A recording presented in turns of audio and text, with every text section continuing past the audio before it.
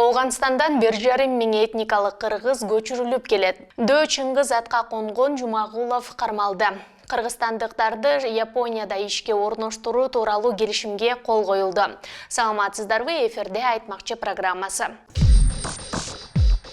2024 жылга чейин Оғанстандан 1,5 мың этникалық кыргыз көчүрүлүп келет. Бул тууралуу эмгек, социалдык коргоо жана миграция министри Кудайберген Базарбаев 15 июндагы маалымат жыйында билдирди.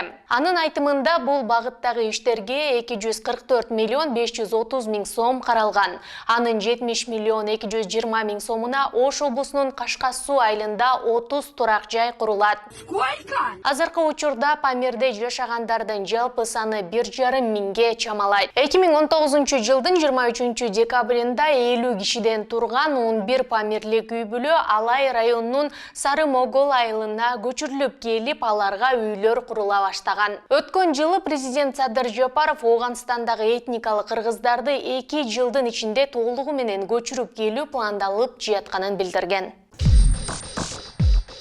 15 июлда Бишкек шаарынын аймагында уюшкан кылмыштуу топтун мурда издөөдө жүргөн мүчөсү криминалдык чөйрөдө Дөө Чыңгыз деген ат менен белгилүү ДЧА кармалды. Бул тууралуу Улуттук коопсуздук комитетинин басма сөз кызматы билдирди. Здрасте. Кармоо кылмыштуу топту уюштуруу, ошондой эле жеке ишкердик менен алектенген адамдардан системалуу түрдө өзгөчө ири өлчөмдө акча каражаттарын талап кылуу фактысы боюнча колдоо болгон материалдардын алкагында жүргүзүлдү. Буга байланыштуу ДЧА мыйзамсыз аракеттеринен жабыркаган жарандар УКМК органдарына 0312 64 04 75 ишеним телефону аркылуу кайрылса болот. Буга чейин УКМК Чыңгыз Жумагуловду кармоо жана уюшкан кылмыштуу топ мүчөлөрү менен атышуу болду деген социалдык тармактарга тараган маалыматтар чындыкка дал келбей турганын билдирген.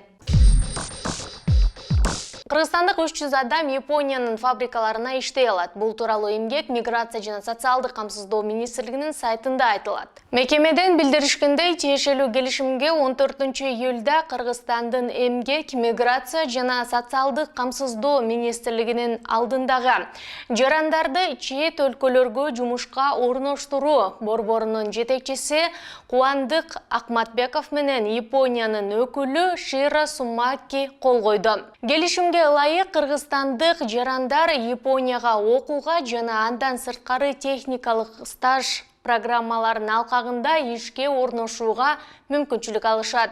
Келишимге кол коюу жөрөлгөсүнө эмгек, миграция жана социалдык камсыздоо министри Кудайберген Базарбаев жана Япониядан келген делегация катышты. Ушул жана башка жаңылыктарды кененирээк Бизон KGZ сайтынан окуй аласыздар.